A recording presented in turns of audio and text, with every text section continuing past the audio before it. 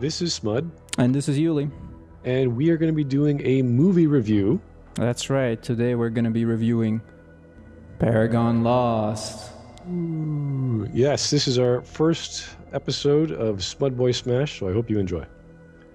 So, what did you think overall of Mass Effect's anime version, the first version of their wonderful franchises, into the world of anime titled Paragon Lost? Well, I didn't know what to expect from it. I haven't played any of the games, so I was coming in fresh. Completely fresh. No clue what the hell was going on. And I have to say, the beginning, the first part, I found very, very boring. And only when it got to the last, 10 minutes. So all the action in between, all the characters, the great characterization that BioWare is known for just wasn't there for you? No, not really. I thought the characters were really comical, and the love triangle was really not the love triangle. There was a love triangle? No, not the love triangle. The main love story or attempt was really kind of a waste of time. But with main character and the blue chick. Oh, I'm not even sure why the blue chick was even there. I'm Yeah. not she's supposed to be an Asari, and if you don't know Asari, they're magical space aliens, monogendered, and they have natural biotics. You know that guy, one of the soldiers who was whipping energy blasts at everything? Well, he was a biotic, and Asari are naturally biotic. Every Asari knows how to use them. They have some training or schooling as they grow up. She's a pacifist. Well, obviously, but she never bothered to use it when she really could have helped people out Yeah. running away. And it was like, why is she there? But you could say the same for a lot of the characters. Sure, they were all stereotypes, and you're expecting that because you don't have a lot of time to flesh out all the other characters. But here's this stock guy, and there's a problem with each and every one of them. Yeah. And I don't know why. Like you have even visually, you see a guy with glasses. You're thinking, okay, maybe it's a visor because there's all this kind of technology with visors and reading information on your glasses. Nope, this is just a pair of glasses. Yeah. Why is the geek always wearing glasses? Yeah, and He's the brainiac, and he wears glasses. the thing is that in the Mass Effect universe, there are no people with glasses, as far as I remember. There's actually a character, her backstory. It's called Ashley Williams. She has, I think, myopia in the womb, so they correct that before she's even born.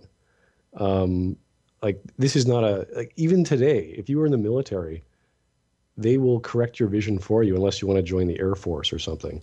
This is a very common thing today.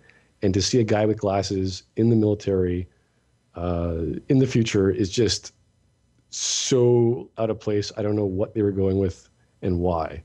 Then you have the biotic fellow who's a one-man army. He just stands there. Yeah, he just destroys everyone. I know. It's like, why don't you have a team of biotics and just forget the guns? And even in the games, in Mass Effect 2, they nerfed everything the biotic can do, so you have to kill a guy with a gun pretty much. And it's just like, okay, so this is kind of silly. Mm-hmm. And the problem with him is he actually gets noticed, which I actually like this scene where he's with the other chick he's always sexually assaulting or whatever, harassing her. I don't even know what they were going with for that reason. He gives her his gun. He's like, hey, I don't need my gun. And he lobs it to her, but because he's a biotic, he mistakenly uses his biotics and it whips into the sand dune or whatever wall. Yeah. And then reveals their position. Yeah, and it's like... Which, actually, I want to say something. These are special forces, right? They're supposed to be super advanced, right? Like, training-wise. I think so. I mean, it starts off, the guy, he's like, we're Marines, we're Alliance Marines. But then after the whole thing in the beginning, they talk to their powers that be, and they're like, no, we're Spec Ops. We should get a normal detachment to go survey this Well, the thing is, when they engage the space turtles, right? The guy's like, here's our plan, right? I'm going to go in the front. I'm going to distract, and you guys go around. Basically, a straightforward flanking maneuver. And the team freaks out. Like, they've never heard this plan before. This amazing strategy of flanking. well, that's one thing. But the thing is, after the mission, the commander or whoever's in charge of the mission's like, Vega, I never taught you this. Like, where did you learn this? Like, this is all you. And I'm like, okay, yeah, where did he learn that? Where's the story of James Vega? And I thought this was it. So apparently, he's just this Black Horse lieutenant who just has these stupid ideas that everyone goes along with. because they're even dumber than him. And it's like, okay, great. Let's take on an entire pack of thirsty, bloodthirsty. What are they? Krogan? They're Yeah, not Krogan. They're Krogan. called Krogan mercenaries or whatever. Which I And they're thought were the best characters in the whole movie. yeah, they look pretty cool. They Yeah. look a lot different than what they usually do. It's kind of hard to draw that kind of detail from 3D to 2D. Hmm. And I think that's where as an anime, if you're just watching it for the anime, the effects, you're going to have a good time. It's going to look good. It's Yeah. going to sound good. So that was okay. But again, they were attacking a human colony that produces pharmaceuticals, and you're like, why? What's going on with that? And we don't know. And they just call these three drop ships down, and they get the crap knocked out of them. Yeah, the three dropships, two of them get destroyed, and then the last one, our hero dropship, actually has weapons that can just destroy the Krogans. You notice, like, when they were flying around, flying away, they fired this super crazy weapon that just destroyed half of the Krogans. Oh, really? Like, they could have just kept flying the dropship around and shooting them. There was no point of landing. Well, that was the funny thing. If they're so fast and so maneuverable, why didn't they just fire, then land, and then Yeah. provide fire support? Why would they keep circling until then they got shot down? And Yeah. it was just like, okay, that wasn't the greatest. Like, what are these pilots trained to do? I just didn't understand why they were behaving that way. These are military guys. There's a lot of weird stuff. Like, I was really confused whether they knew military tactics or not. Like that sniper guy who didn't take the sniper shot at all. He's like, wait. Well, no, Vega's like, wait until I give this or whatever he was saying. I didn't even understand what was going on. But yeah, he had a clear shot of the one sniper Vorcha dude, and it's like he's the only one with a sniper rifle. Yeah.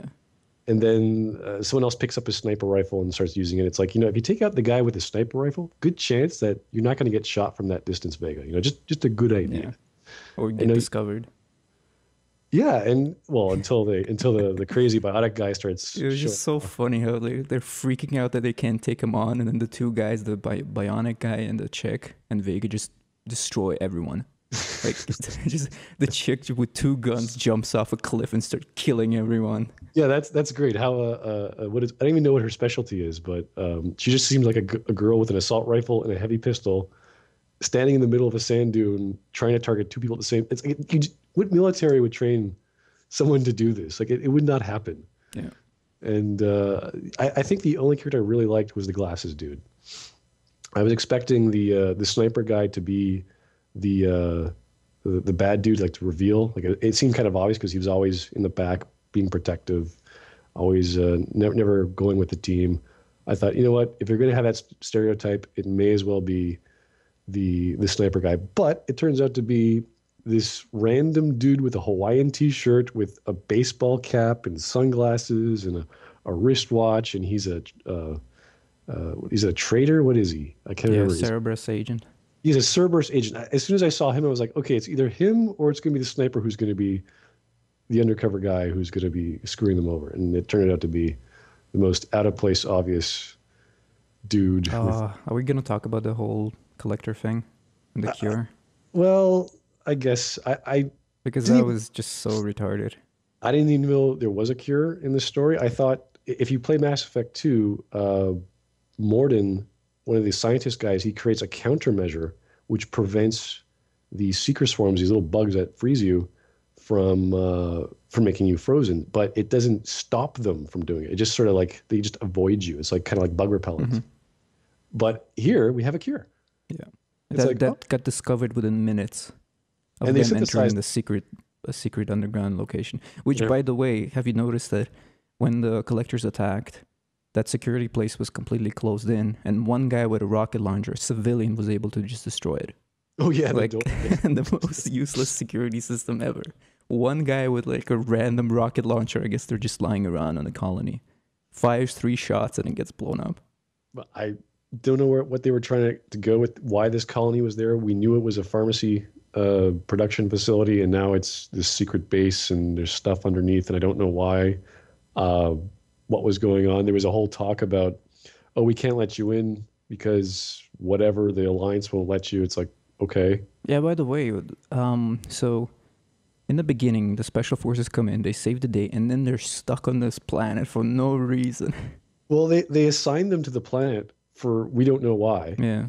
they say it was because, oh, you're there already, or we don't have enough resources, or whatever. But it just doesn't make any sense because none of the characters on that team have absolutely any value to the colony or the plot. Like you said, maybe if one of them was a secret agent, then it would kind of make sense. Plant them right there, keep Yeah, them there. they're there for 2 years, just being a security detail for nothing, and they're obviously lauded as heroes because they saved the And they colony. But keep the space turtle for 2 years for in 2 years. in the prison, he didn't stand trial. He's just there It's forever. like they didn't want to take me. They're afraid of me. Yeah, he saves his life, and they just keep him in prison. It's just like, okay, why wouldn't he go to like the Alliance law or court system and go through that as a prisoner of war? Yeah. Nope, stay right And he right there. notifies them by smacking the ground, so they hear him. Oh It yeah, was just so random. what's that loud earthquake? It's the croak. It's the Krogan. We have a problem. Okay, so let's actually talk about the one plot point, which is that crazy um, the alien device, which our Asari doctor is so impressed with. Oh my God, where this? I never saw this before, and she's been there the entire time. The one right at the beginning, right? Yeah, and it's causing this interference, Yeah. and their mission is to destroy it. And they take the entire team to do a recon. They take every single soldier that's part of the security detail. Well, they have to, it's their job. They have to do something, right? They have to do something. Otherwise, they might be back at the base and actually spot the huge giant collector ship coming out of orbit. It's like nobody noticed that they have this giant cannon up top that doesn't fire. Yep, like- that's actually, you know what? That is the one accurate lore thing in the story. The cannon that they designed for defense doesn't actually work. That's consistent, apparently so. So they all the entire team goes to investigate this mysterious relic. They destroy it because it's causing interference with communications. As soon as they do that, this giant, no, before they get to that, they bring it to this other altar, which is apparently not Prothean, and they contact Liara Tassoni, who's this Prothean expert we know from the Mass Effect series, and she has this crazy idea of this alien species who are going to destroy all life, like the Protheans, every 50,000 years, and it's ha ha ha, you're so weird, and then the Collectors come, and that's the big conflict is of course the Collector ship and their pods and their flying soldiers. So they have to then, what do? We have to stop them. And if you notice the seeker swarms, these bugs in the games, when you get paralyzed by these bugs, you're frozen stiff. You don't actually fall down. Your entire body atrophies and you can't move anything. In the story with the anime, everyone just collapses and then they freeze. So I actually like that better because it makes sense. But if the game came first, there's obviously a discontinuity. And Mass Effect games are notorious, or actually BioWare games are notorious for their discontinuity, especially Mass Effect series. So that's also consistent. They're consistently inconsistent. That's the whole point. Yeah, I didn't find anything. Obviously, I haven't played the game, so wouldn't know anything about it. That's good, because as a person who doesn't, you probably would enjoy this a lot more than I did. So Yeah, probably. Even So let's though I did find it fairly boring. okay, well, what part didn't you find boring? What did you actually like about I this? like the space turtle again. The random, the Krogan. Because the Krogan has the best strategy for defeating the Collectors. We'll just ram their ship. Yeah, do something they won't expect. Go directly in front of their guns. Yeah, and then the whole thing about the ship being buried in the colony, like right there, it just His made no ship. sense for 2 Yeah, his- years. Yeah, for 2 years, and you actually saw on the map in the start where they were coming from. Yeah, they were coming from the outside. They were trying to take the city. So basically, they flew in, they landed their ships inside the colony. Then they went outside to attack it. That's the way the plot goes. Well, Vega makes the choice after he meets with the Krogan to take the ship and attack the giant, overpowered, outnumbered opposing force by, and of course these late. I don't even know they had these guns that are they're like eyeballs, like the Sauron eyeballs that comes out of nowhere and just Oh yeah, shoot. on the ship. Yeah, they just any on this entire ship made out of rock. All of a sudden, boom, this eyeball comes and shoots the crap out of whatever it wants. And it's Yeah. like they decide to fly through there. They go into the ship. They bring the Mesner guy, he's the cargo special, whatever. He's just a cargo guy. He just transports Yeah, crap, for no reason.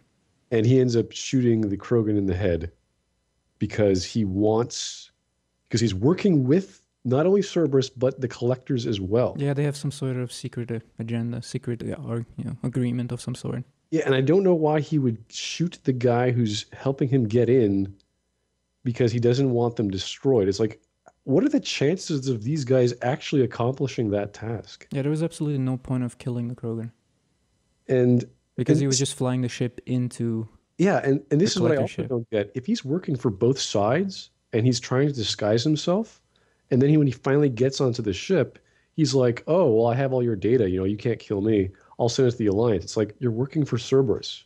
Why would you send your data to? It just, I don't know what his motives were. I don't know what he was trying to do. I know he was part of Cerberus, so he's obviously that crazy renegade sort of attitude. I can do anything, but he's a coward. Like he's doing all this crazy renegade stuff, but he's totally scared of dying. Yeah. And I'm like, why would you have a character who's so secretive and manipulative, and then extremely bold, killing people behind their back and whatever, and then when he's faced with death, he's like, I don't. Like, he's just totally opposite. I do not understand that at all. It's like he had no comprehension that he was in mortal danger the entire time until And he apparently has just free access to roam the whole ship to find that Prothean device that reveals every secret.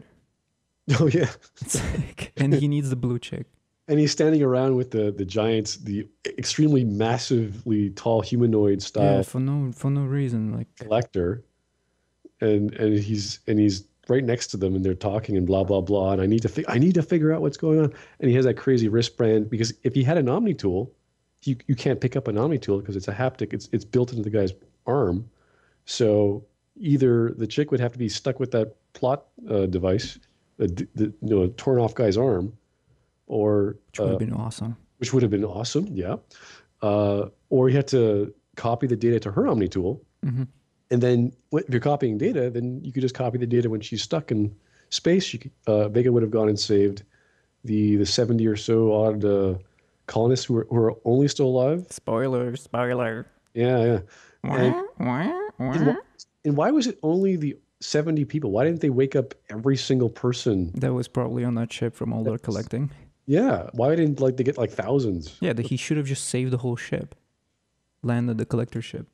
I don't know. I was a little skeptical. They actually found, I don't know why the collectors had a human ship in their ship. Yes. Like, I know they're collectors, but why would you collect They that? collect ships too. Because when they said that the guy was in pilot school but he failed, and the Right. guy's like, "Oh well, now you're gonna learn." I figured he's gonna take over the collector ship, not a human ship that happened to be there. Oh, is that what the I thought that was gonna happen. That he's gonna just take over the whole ship. to take over this alien technology Yeah. that's completely superior to us? Which I mean, that's not uncommon in movies, in sci-fi movies or anime. That Okay. some random human who has just a little bit of flight simulator experience can take over a whole alien ship. That's right. It happens. It happens all the time, apparently. He'll just use his Omni tool and hack it. It's done. Yeah, that would have made sense. But no, just a human ship that just happened to be there. And then and the ending was probably the best part of the whole movie. And not Just- because it was over, but because, Yeah, the animation was really good. It was really like the whole movie felt to me really comical, kind of like silly action.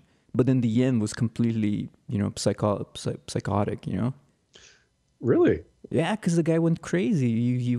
I thought at first, like when they start showing the flashback, I thought we're gonna see another version of the ending, right? Like That's he's what I gonna thought save. too. Yeah, But I I thought actually it was. liked the fact that they didn't. That it was just like him going crazy. Well, I didn't mind the first time they did that because they had the first flashback and he was remembering that little girl, and he let to leave her to take the data because the data he determined the data was more important than saving the 70 colonists. And he made his choice, and then he goes and sees the admirals, and they're standing there, and he's like, I made this horrible choice.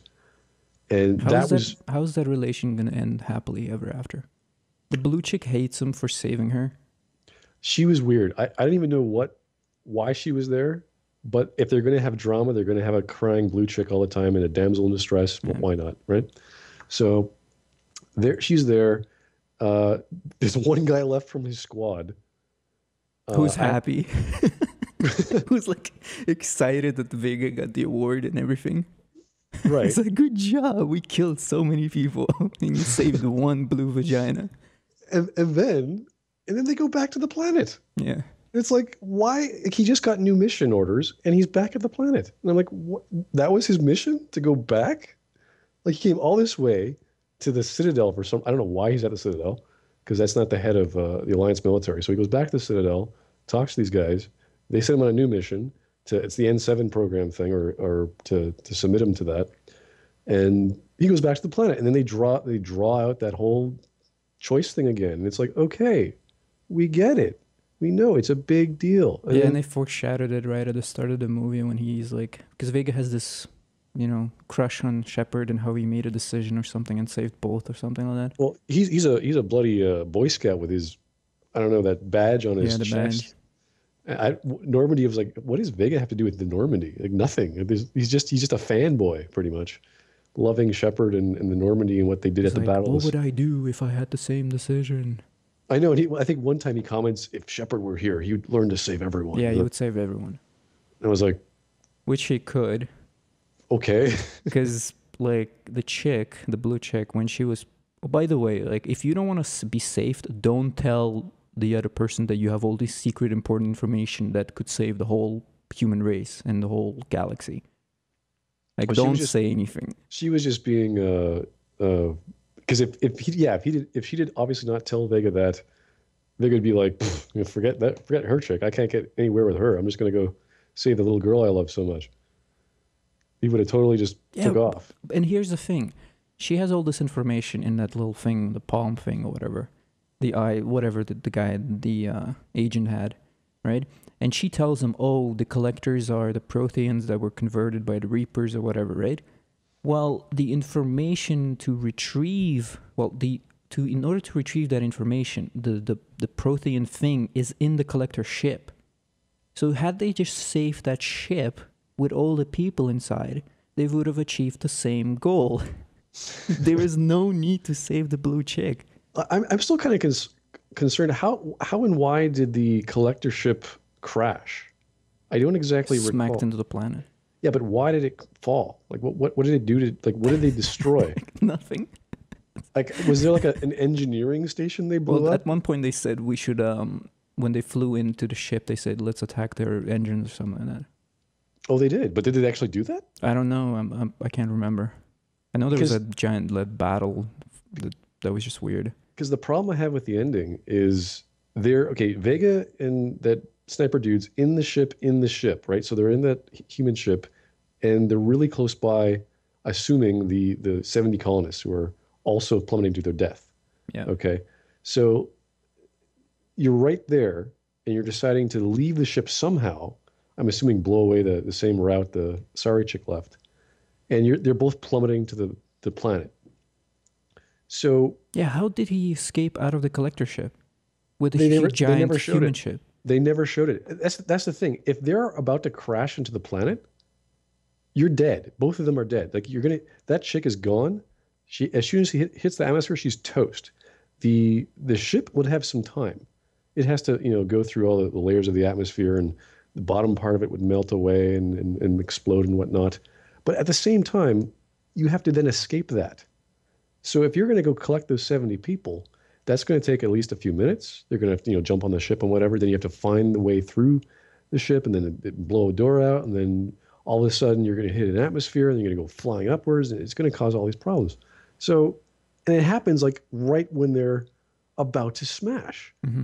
And all of a sudden you just boom, and then the thing blows away, and all of a sudden she's okay, and everyone else is dead. Yeah, and I think honestly, if you're facing that situation, I don't know anyone who would actually pick the blue check for no fucking reason.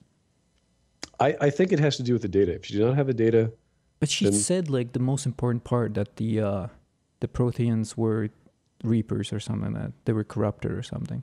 The collectors were Protheans that were corrupted by the Reapers or something. oh really? Okay. Yeah, like she said it as she was dying.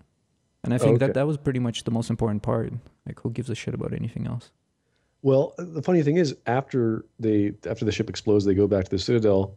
You hear Anderson. He's like, "Oh, this will advance our technology, and this will do this." And even though we lost the colony and all the people there, and I'm thinking, you know what? Those are the goals of Cerberus. They don't really care about who dies and who lives, so long as they advance humanity. And I'm thinking, you know what? You just became the thing where you're against. And it's just Mhm. this funny little scene where you're like, okay, Yeah, thanks. you were left on that colony to defend the colonists, and you failed at one mission. I know you've been doing there for 2 years and something happens and you screw it up, but you did get us some data and you advanced our Good technology. job. So Here's the medal, we're gonna promote you, yeah. and none of you are happy except for that one guy. Who's still alive. Okay, so I have a question for you. Does this help the games at all? No, it does not. Okay. It actually, you might say it helps the character of James, so that when you talk to him in Mass Effect 3, you sort of understand what kind of character he was. At the same time, you're comparing a character in a video game who's like this giant grunt, who's like an ape man, to an animated ape man who's jumping around doing front flips and defying gravity and just acting insane and stupid in an anime. So it's not really helpful, but if you just want to look at it as a form of entertainment, that okay, this character has a backstory, it might improve your enjoyment of James. But if you actually know Mass Effect beforehand, even a little bit of the lore, you'll notice gun sounds are off, uh, the shuttles are off, the technology is off, uh, characters aren't what they are. They didn't get the voice actors for the two admirals. They didn't do all the work they should have done, and it felt like that they left that all in the hands of the Japanese producers or whatever Funimation or Production IG did, which you really need to do if you're jumping to a different medium of for your series and you want like if they go into the movies like a live action, which I believe they're doing, Yeah. it's going to be the same thing. It really is. It doesn't matter how much money they put into visual effects. It doesn't matter how much money they put into anything else. If they don't get the lore down, even small amounts, like a gun should look like this and sound like that, and that's all the weapons they have in the entire game is one style of gun. Keep it simple. That would work. But they're not. They're going to just go crazy with detail. They're going to get prop artists and people to change costumes and change the ship types and how they're going to do elevators, how the elevators are going to look and how they're going to work. That's going to really break away. Now, maybe that's good because obviously directors have some freedom in movies and you can tell a different story that way. And if that's the thing, then you'll have like movie version of the Mass Effect franchise and you'll have anime version and you'll have game version. Well, mind you, the game version changes every game. So who knows what they're going to retcon next, right? Yeah. So coming into Mass Effect, knowing what you know about what they've done to everything, it doesn't matter. It'll change every time. They'll constantly change themselves, which is not what you want to see in an epic trilogy space opera. You want consistency. You want characters doing what they're supposed to do. You want a sense of, hey, I've been here before. I know what's going on. I'm a fan. I can relate. Not why are these characters behaving the way they are? Why is technology different? Like it blows plot holes into Mass Effect 2 and Mass Effect 3. This anime, like Mhm. it's just so bizarre. Now that they have this data about the collectors, then the events of Mass Effect 2 wouldn't have happened before because the Alliance would have known what would Well, happen this to. is supposed to be between 2 and 3, right? It is right before 2 and during the events of 2. Oh, because on the Wikipedia it says it was between 2 and 3. Uh, I don't know about that. It's definitely before 2. and because Shepard's dead, everyone Hmm. knows Shepard's dead, and then at the end of the movie, we Oh, find okay. out They say, yeah, he's alive, he's apparently. alive, and then so okay, so it's during the events of Mass Effect 2 and Okay. before. So I'm assuming yeah, it is right before Mass Effect 3 starts. Hmm. Whatever happens to Vega, who knows? Because again, Vega gets brought back to the same Fel Prime, and it's like, okay, now what? You gonna cry every day? Is it like what are you gonna do on this planet for until they transfer you back? I just like it's dumb. So yeah, that was our quick and dirty off the cuff look at Paragon Just Lost. complete destruction. Not complete destruction. There was some good stuff there. You just have to not care about Mass Effect or its lore and enjoy anime. And Space Turtles. There you Space Turtles are awesome. go. With the eye patch, yeah. Yeah, the eye I love patch. that eye patch. It doesn't even go around his head. It just sort of bolted in place in his face. Best character ever. Oh boy. Tune in next episode where I'll be looking at every single inconsistency I've seen between Paragon Lost and the established Mass Effect lore. Till next time, guys.